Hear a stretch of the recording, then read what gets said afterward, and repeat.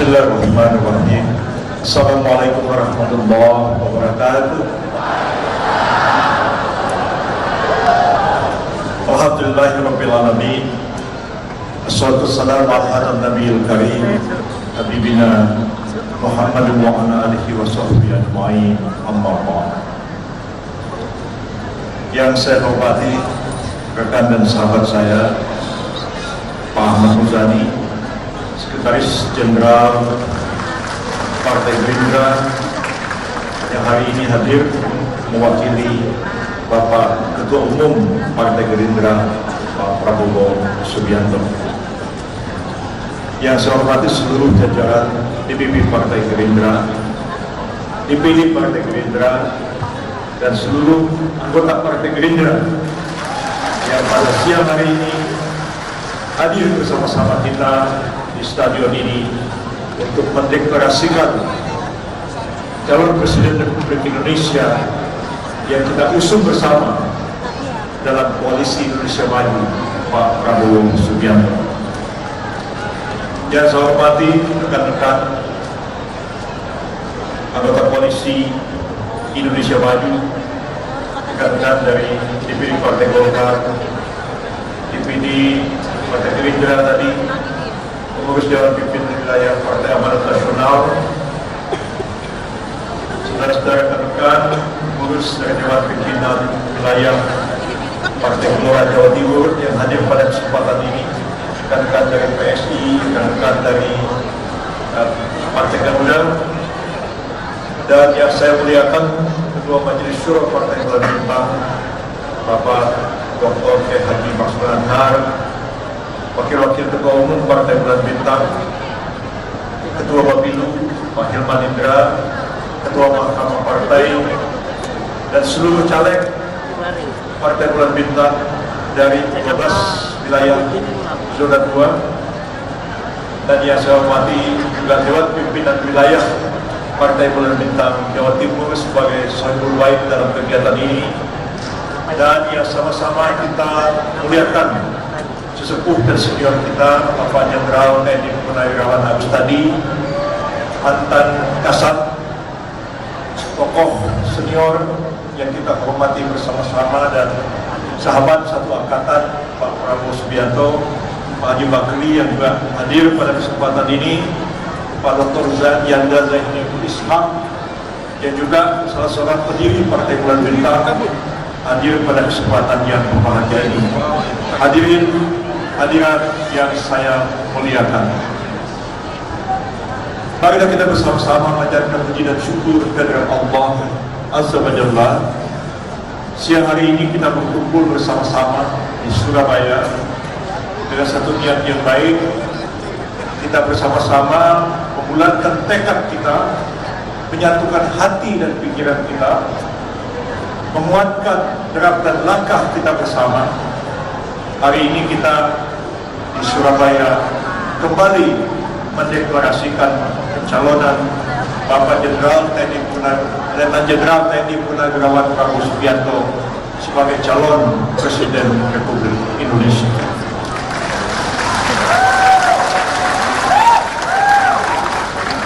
Partai Bulan Bintang telah melakukan musyawarah dan telah mengambil sebuah keputusan, dan keputusan itu bukan keputusan saya sendiri, bukan keputusan Pak Sekjen, bukan keputusan siapa-siapa, tapi adalah keputusan dari Dewan Pimpinan Pusat Partai Bulan Bintang yang dalam satu rapat memutuskan untuk mencalonkan Bapak Jenderal TNI Purnawirawan Prabowo Subianto sebagai calon Presiden Republik Indonesia. PBB kali ini mengambil langkah sejak awal, memutuskan siapa bakal calon presiden yang akan didukungi. Ada sejumlah nama yang beredar di tengah-tengah masyarakat bakal calon presiden. Ada hasil-hasil lembaga survei yang diumumkan Ada pendapat, opini yang berkembang mengenai para bakal calon ini. Tapi PBB setelah merenungkan dengan mendalam, berpikir dan bermunajat kepada Allah Subhanahu wa taala, akhirnya menjatuhkan pilihan. Kali ini kita harus mendukung Pak Prabowo sebagai calon presiden Republik Indonesia. Mengapa kita memutuskan mencalonkan beliau? Tentu banyak pertimbangannya. Pertimbangan utama kita adalah Republik Indonesia ini adalah sebuah negara besar. Luas wilayahnya hampir sama dengan daratan Eropa. Kalau kita naik pesawat terbang dari Aceh ke Papua, itu sama jaraknya dari Jakarta ke Saudi Arabia. Dari Jakarta kita naik pesawat ke Papua, hampir sama jaraknya dengan dari Jakarta ke Tokyo ke Jepang.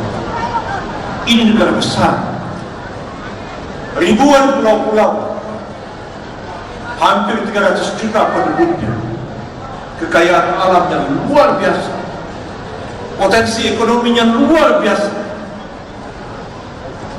Kita adalah negara pertama yang memproklamirkan kemerdekaan setelah berakhirnya Perang Dunia Kedua pada tahun 1945. Pertanyaannya, haruskah negara sebesar ini, negara sekaya ini, negara dengan potensi sebesar ini dipimpin oleh seorang presiden yang pemaham?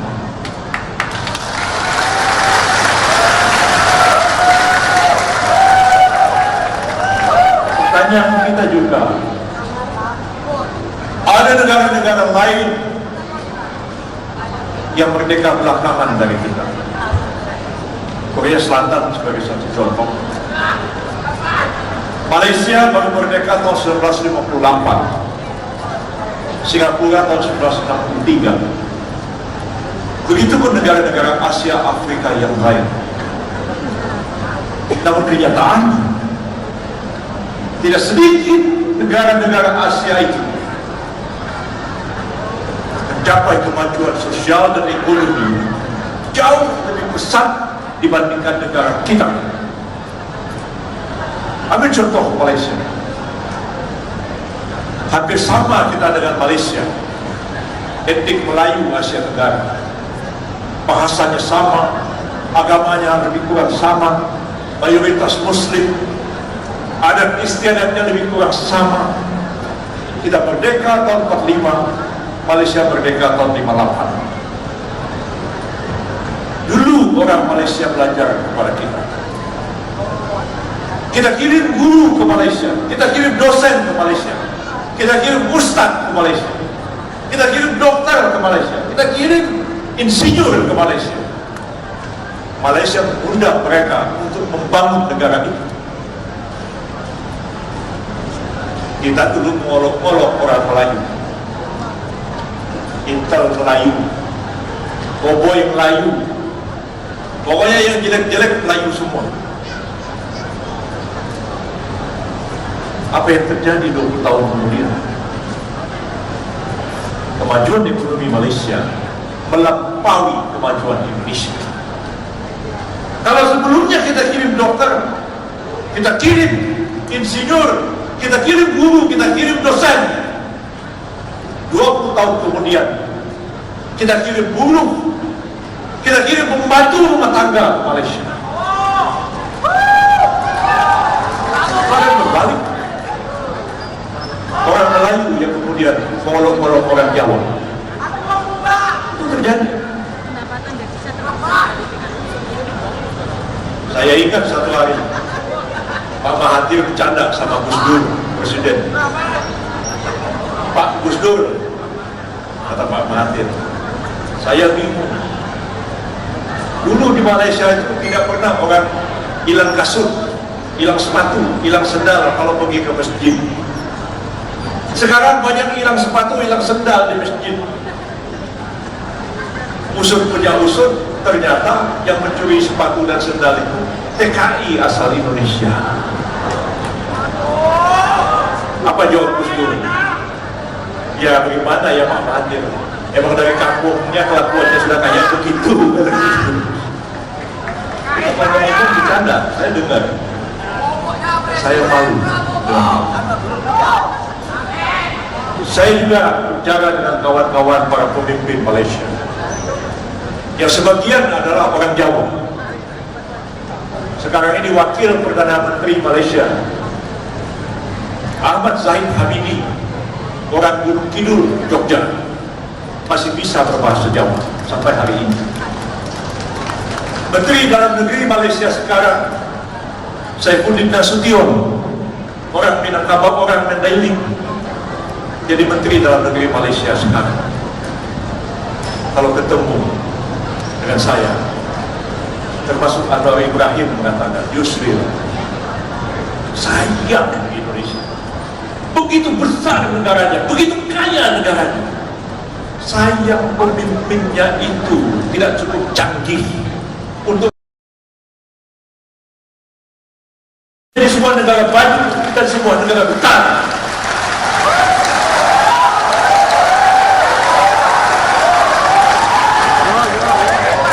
Sekarang ini zaman demokrasi yang sulit untuk dipahami berdasarkan ilmu politik yang lama. Saya sekolah bantuan belajar buku, pernah saya menulis doktor dalam ilmu politik dan menulis doktor dalam bidang filsafat di luar bidang ilmu hukum yang saya dalami. Banyak teori-teori ilmu politik yang sulit untuk menjelaskan perkembangan politik, dinamika politik dan demokrasi yang berkembang sekarang ini. Sekarang era teknologi informasi, era digital, era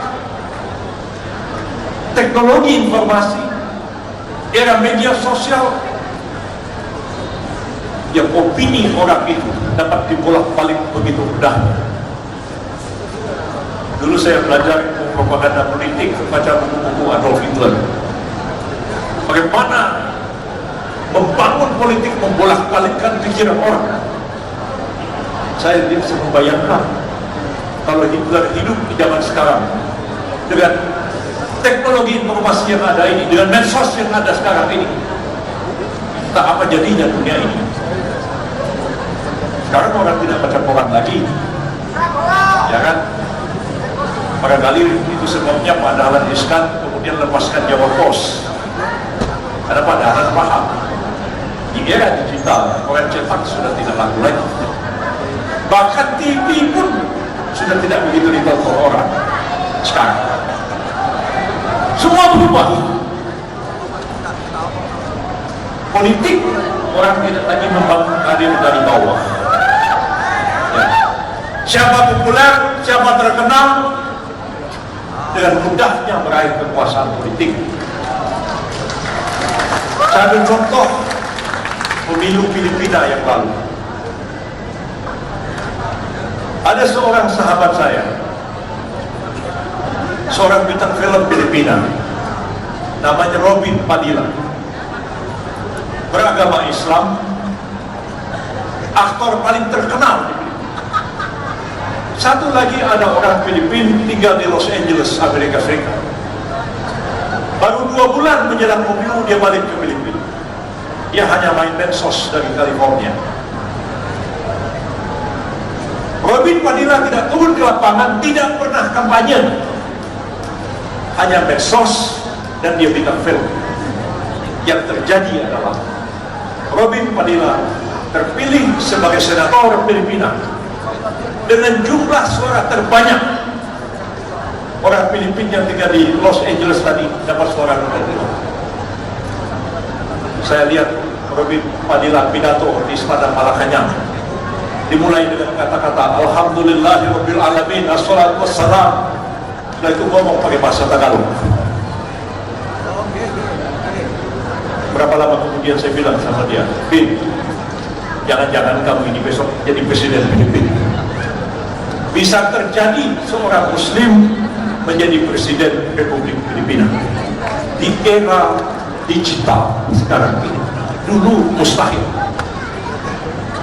Saya satu hari ada wakil kepala staf Angkatan Darat Filipina, namanya Letnan Jenderal Rex Pian, datang ke rumah saya, ngobrol dari jam 4. Saya bilang, saya minta maaf, saya mau sembahyang maghrib. Jenderal bilang, saya mau sembahyang juga. Loh, dia bilang, saya ini sebenarnya Muhammad Pian, tapi dibilang namanya Rex Pian. Mengapa saya mengganti nama begitu? Mustahil orang Islam bisa jadi jenderal di Filipina. Paling tinggi cuma kolonel. Ini kalau sudah di maka pura-pura jadi orang Katolik supaya bisa jadi jenderal. Tapi dengan medsos sekarang bisa-bisa orang Islam jadi presiden Filipina. Seperti Robin Padilla bisa menjadi senator dengan suara terbanyak. Di negara kita ini pun bisa aja ada orang yang gak jelas asal usulnya, main sosial macam-macam dipompakan, dibangun opini, dibangun tim segala macam. Ahok aja bisa jadi gubernur DKI Jakarta, yang sama sekali kita tidak bisa membayangkan itu terjadi beberapa puluh tahun yang lalu. Saya pikir saatnya sekarang kita merenungkan ini. Sebab itulah PBB setelah menimbang-nimbang, sebaiknya memang presiden yang akan datang itu orang yang mempunyai integritas pribadi yang kokoh, punya moralitas yang baik, ya. Kemudian orang itu punya pengetahuan, punya pengalaman dalam mengelola negara. Jangan sembarang orang dicopot tiba-tiba didudukkan jadi pejabat, apalagi jadi presiden. Gimana negara ini mau maju?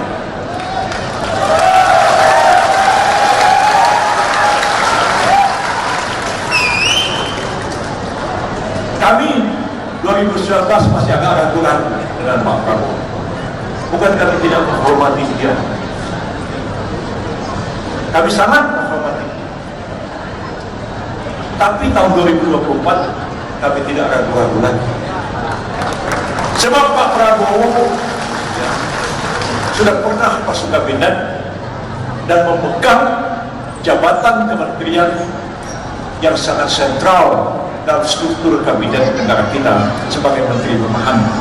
Artinya beliau tahu persoalan-persoalan berdasar yang dihadapi oleh bangsa dan negara kita ini. Ilmu pertahanan itu bukan hanya ilmu perang. Ilmu pertahanan itu adalah ilmu yang integratif, memahami segala aspek kehidupan sosial, ekonomi dan politik bangsa ini, dan terintegrasi dalam ilmu pertahanan itu sendiri. Ke depan kita butuh presiden yang mengerti persoalan-persoalan fundamental bangsa kita ini. Dia mampu merumuskan persoalan-persoalan itu, dan dia tahu bagaimana jalan keluar untuk memecahkan persoalan-persoalan ini. Jangan pilih orang menjadi presiden terus pelak-pelongo, tak tahu apa yang harus dikerjakan. Gimana? Jangan kita hanya terpikir elektabilitas, karena elektabilitas terus. Berapa persen elektabilitasnya? Berapa persen keterpilihannya? Pak Prabowo tahu. Jangan pusing sama hasil-hasil survei. Ada NPWP semua. Apa itu NPWP? Nomor pokok wajib pajak. Bukan. Nomor biro wali biro.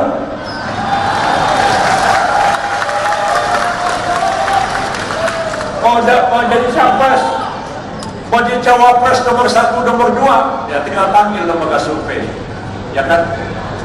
Nomor biro, nomor siji, wali biro, berapa bayar? Jadi nomor 1, nomor 2. Padahal tidak selalu itu mengandung kebenaran. Kalau begitu, populer orang terpilih. Seperti tadi, saya tidak tahu kalau Robin Padilla betul-betul bisa jadi senator yang baik. Bisa orang terpilih, tapi yang kemudian harus direnungkan adalah apabila dia sudah terpilih, apa yang dapat dia perbuat untuk menyelesaikan persoalan-persoalan besar yang dihadapi oleh bangsa dan negara kita ini.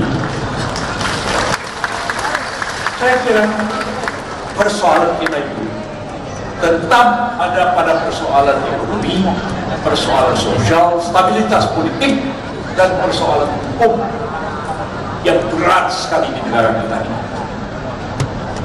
Saya kira berapa kita kalah dengan Malaysia itu karena persoalan hukum intinya.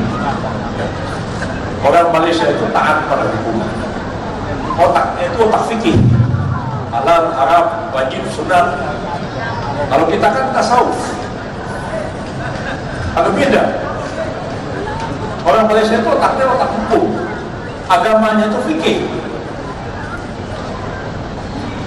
Lalu dia dijajah Inggris, orang Inggris itu sudah sistematik hukum, maka dia mulai dengan kepastian hukum. Di negara kita ini kepastian hukum sangat mahal dan sangat langka. Termasuklah program Pak Jokowi sekarang ingin memindahkan ibu kota ke Kalimantan. Pak Jokowi bilang sama saya, Prof bantu ya tangani persoalan hukum PKN. Baik Pak Presiden, boleh saya kira. Datanglah orang-orang ke saya. Pertanyaannya dua, kepastian hukum dan kepastian politik.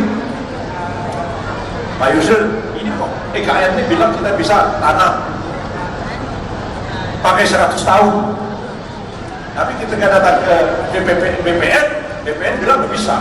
Ini nabrak undang-undang pokok agraria,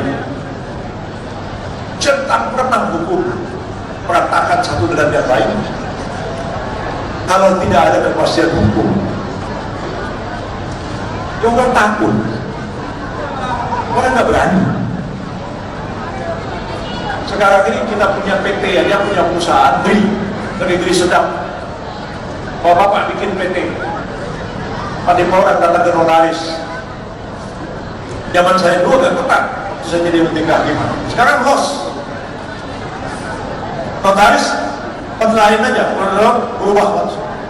Bisa-bisa sebuah PT, ya, yang cukup besar, tiba-tiba ada orang nggak ngurus, lalu berganti para pemegang saham, datang ke notaris, langsung berubah di Kementerian Hukum dan HAM. Kalau ditanya, kok kita nggak pernah lulus? Kita nggak tahu, ini kan semua online. Kalau Anda nggak puas, pengadilan. Begitu dua pengadilan, 5 tahun itu selesai sampai ke mahkamah. Kalau negara tidak ada kepastian hukum, orang nggak berani. Sekarang ini kita punya rumah, misalnya saya punya rumah warisan dari bapak saya.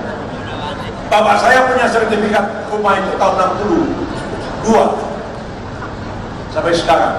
Sudah berapa tahun tuh? 62, sudah 60 tahun sampai sekarang. Tiba-tiba sertifikatnya dibatalkan oleh BPN dengan alasan satu, dulu waktu ngurusnya itu ada cacat administrasi. Lah, cacat administrasi apa ya? Bapak saya udah meninggal. Ini saya warisi sertifikatnya, kok cacat administrasi. Kalau cacat administrasi kan bukan kita yang salah BPN.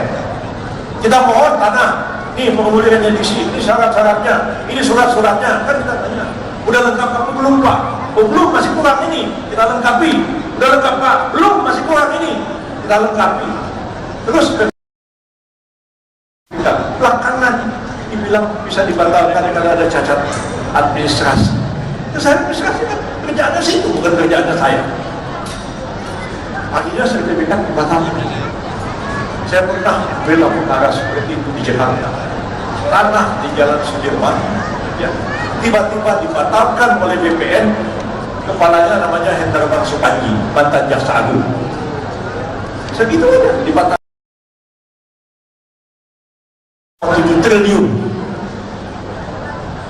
Pengusahanya teriak, Pak. Harganya 6,7 triliun. Batalin. dengan alasan ada cacat administrasi. Kalau tidak ada kepastian hukum, orang nggak bisa berusaha. Kedua, kalau tidak ada kepastian politik dan stabilitas politik, orang tidak akan berani. Dulu zaman Pak Harto, stabilitas politik dipasarkan secara militer. Ya sekarang sudah tidak zaman. Kebebasan yang terlalu bebas tanpa kendali bisa berbahaya. Sementara diktatorisme tidak mungkin lagi diterapkan pada zaman sekarang. Saya tahu Pak Prabowo cukup paham hal ini. Beliau cukup lama dalam dunia militer. Saya nggak pernah jadi tentara. Saya cukup lama jadi birokrat, cukup lama terlibat dalam politik. Ya. Saya tahu apa yang harus dikerjakan oleh seorang presiden. 3 kali saya bekerja sebagai speechwriter presiden. Pak Harto, Pak Habibie, SBY.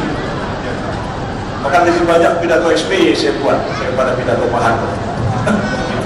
Itu orang beliau marah-marah. Ini kata beliau kan, koalisi para pengkhianat. Marah-marah Pak SBY.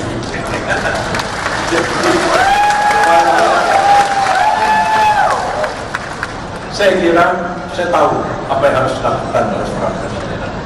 Dan saya lihat Pak Prabowo itu mampu. Kalau nanti beliau memilih pembantu beliau yang juga memang orang yang mampu, kan? Jangan nanti mengulangi yang lalu. Nanti partai-partai dikumpulkan. Ini menteri partai ini ya, menterinya 3, ini partai ini 2 ya, partai ini 4. Nanti namanya siapa? Bawa sini ya. Dan terserah, saya oke. Tapi yang apa-apa nanti tanggung jawab ketua partainya ya. Oke, kok kalau begitu. Saya yakin Pak Prabowo tidak akan melakukan itu. Kapabilitas seseorang penting. Ya. Kedekatan dengan partai perlu dipertimbangkan. Kombinasi di antara keduanya itu akan membangun satu pemerintahan yang kuat dan stabil. Karena itu saya berkeyakinan kita tidak salah memilih beliau. Mudah-mudahan dia menang. Dan kita sudah dukung dari awal. PBB ini partai modernis. Ya. Partai modernis itu gampang ditebak orang langkahnya. Karena partai modernis itu terlalu kuat dia memegang etika politik. Ya. Terlalu lurus pikiran. Jadi gampang ditebak. Insya Allah PBB ini tetap istiqomah dengan Pak Prabowo Subianto. Kali kita mengambil keputusan seperti yang tadi dibacakan dari Al-Quran, kita bermusyawarah bersama-sama, kita mengambil keputusan Faiza azamta fatawakkal Allah. Dan jika kalian telah mengambil keputusan, maka laksanakanlah dengan rasa tawakal kepada Allah. Karena itu kita nggak berliku-liku, nggak berbelok-belok, ya, nggak bikin Pak SBY kaget, sampah, nggak bikin Pak Prabowo kaget, PBB lurus. Ya, dan karena itu dari dulu ya partai ini segini-segini aja, ya. Karena memang nggak mau neko-neko, nggak mau bikin aneh-aneh. Ya, Pak Muzani, Pak Sekjen Gerindra itu paham betul tentang PBB. Ya, beliau dari awal tahu tentang perkembangan PBB. Terlalu lurus. Karena terlalu lurus ya begitulah nasibnya. Seperti ini. Mudah-mudahan kerjasama yang baik antara Gerindra dengan PBB ini akan melahirkan sesuatu yang baru bagi politik Indonesia ke depan.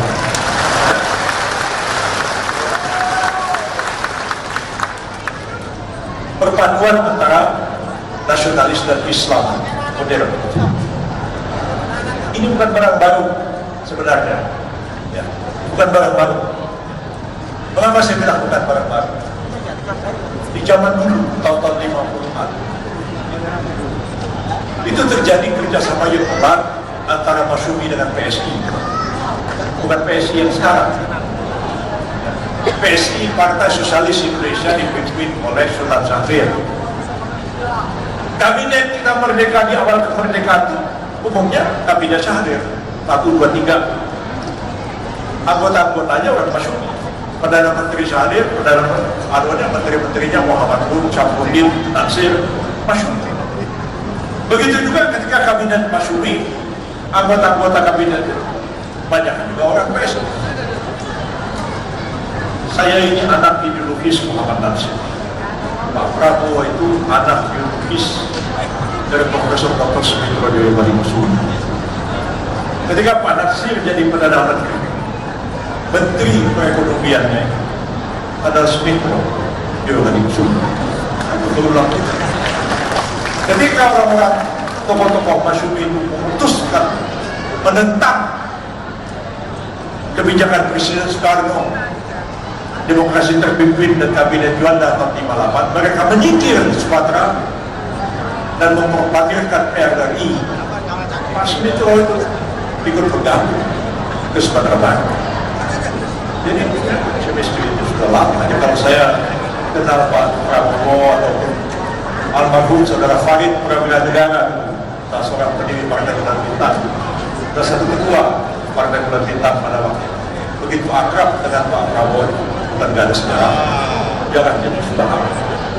Saya kira kita mengajukan kembali sejarah lama ini, melihat Indonesia masa depan yang lebih baik. Barangkali juga tidak sama yang telah dimulai oleh mula-mula sekali adalah Gerindra dengan PKB, tapi PKB-nya sudah jalan ya sudah. Jadi tinggal ada PBB, kemudian ada Golkar dan PAN yang diusul pada waktu itu, lalu kemudian ada Gelora, PSI. Saya kira insya Allah ini akan menjadi koalisi yang solid dan kuat. Dan kalau kita berniat baik, perhatian lurus, insya Allah koalisi ini akan menjadi sebuah koalisi yang solid. Itulah yang dapat saya sampaikan. Terima kasih banyak. Wassalamualaikum